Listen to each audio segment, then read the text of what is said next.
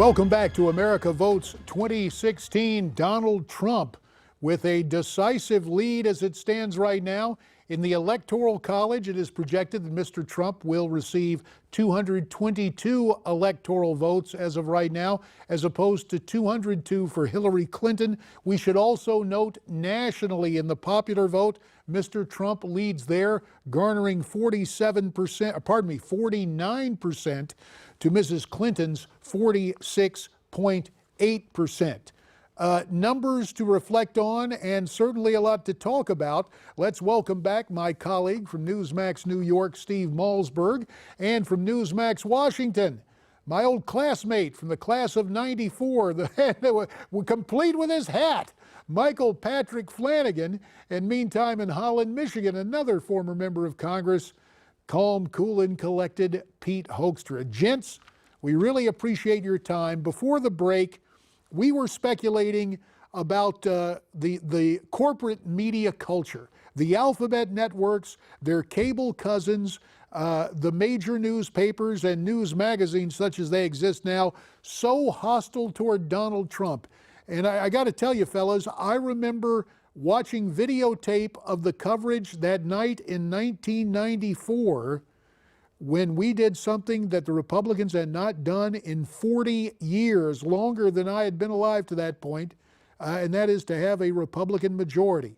And it will be fascinating, although we're happy people are watching our coverage right now, to get the tapes of the alphabets and their cable cousins trying to explain this away is going to be somewhat delicious. But Michael Patrick Flanagan, despite the optimism, it ain't over yet. No, it's not over yet. I'm wearing the hat just as an encouragement to all of you out there watching and biting your nails and being exciting. We ain't won it till we won it, and I don't want to pretend like we have. But my brother Patrick in Afghanistan tonight made a small donation to Mr. Trump early on, and the hat came to the house where I've been letting him stay when he gets in town. And he called me and he said, if you're going to be on tonight, wear my hat. So I'm wearing his hat tonight. All right. God bless him. Pete Hoekstra, up there in Holland, Michigan, things, how are they looking right now in terms of your prediction that Michigan is Trump country? I think my prediction is better than the prediction of the Detroit Free Press. They called it an hour and a half ago, and they got it wrong. But I think it goes back to your point, JD. Mainstream media, the alphabet networks, they talk to each other. They have no diversity of opinion. All they do is reinforce each other and tell each other how smart they all are.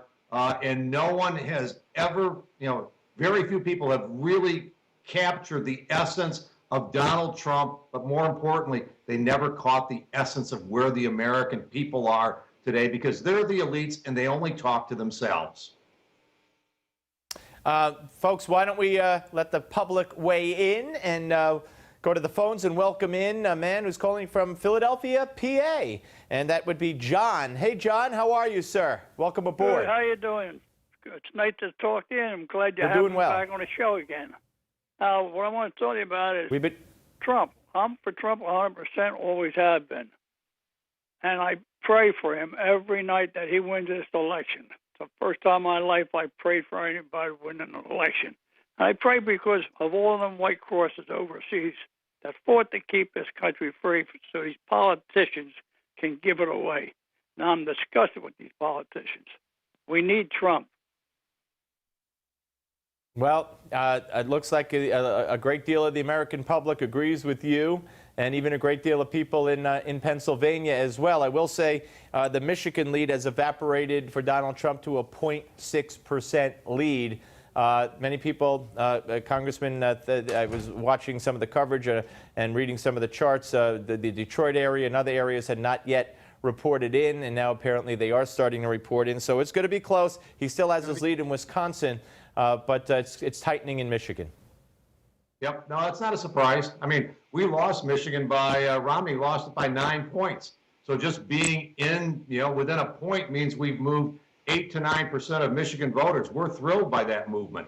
But of course, you want it to be in the Trump column. And I just got to ask you this, Pete, in terms of vote tabulation, is there anything going on in Macomb County and Detroit holding out votes, seeing, quote, how many they need to deliver?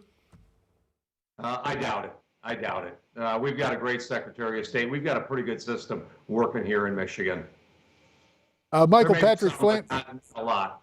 Well, the reason I ask, and Michael Patrick Flanagan, as a son of Chicago, Cook County, and somebody who beat the Democrat machine literally back in 1994, always in the back of our mind, there's, what's going on here?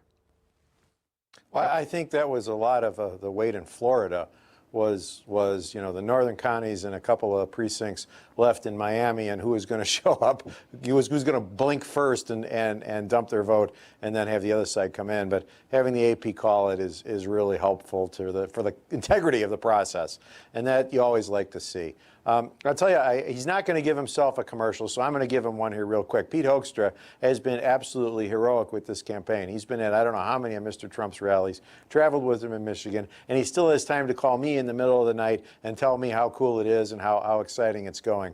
He's done a lot of terrific work here, and he's been very close. Pete, there's a book in this somewhere, Pete. You got to write a book about this. It's been so exciting watching Mr. Trump in the Great Lakes states, and Michigan particularly.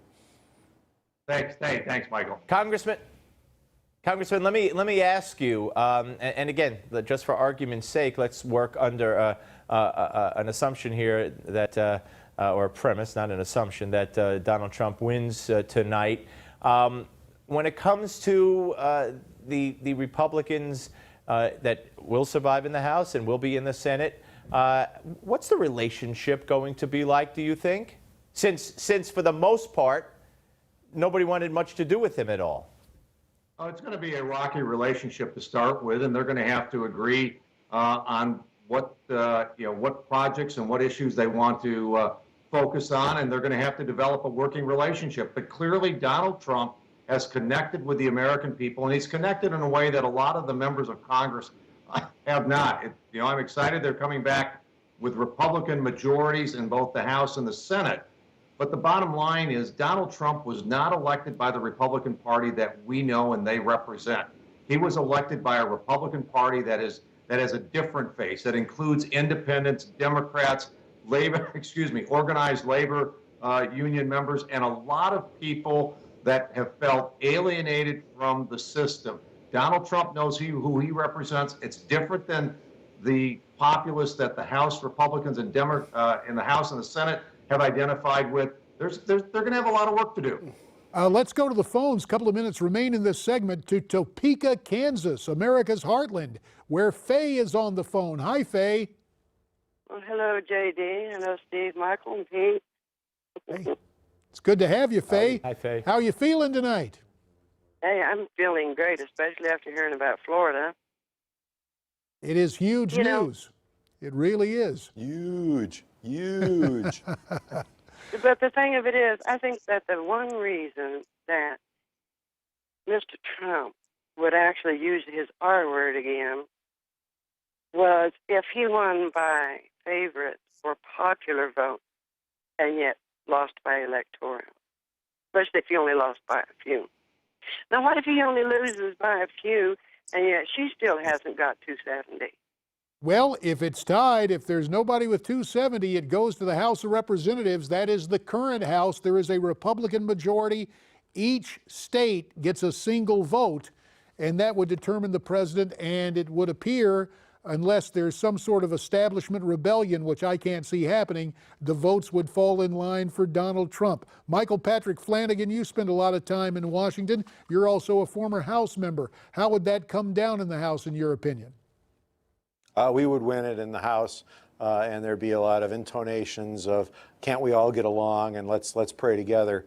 But I'll tell you, Mr. Trump has an agenda. And this is something that Mrs. Clinton doesn't necessarily have well articulated. But Mr. Trump has said, we're going to do these handful of things. We're going to build the wall. We're going to redo trade agreements. We're going to have a lot of work done on regulations. We're going to talk about a lot of the executive orders. We're going to repeal Obamacare. We're going to get decent Supreme Court judges in. I hate to sound like Sean Hannity with the list making here, but he's got about 9 or 10 other things that he's talked about he's going to do. Congress is going to have to respect that, even the Democrats to some extent. When Mr. Obama came in with his agenda, the Republicans were helpful with what they could be. And Guys, I think that Congress will fall in behind him. Yep, and we've got to pay attention to the clock. Time, that 4-letter word. We are coming back with these same gentlemen to talk more about the story of the night, although we can tell you Hillary's picked up another state. The electoral count, 222 for Trump, 209 for Clinton. America votes 2016 rolls on right after this.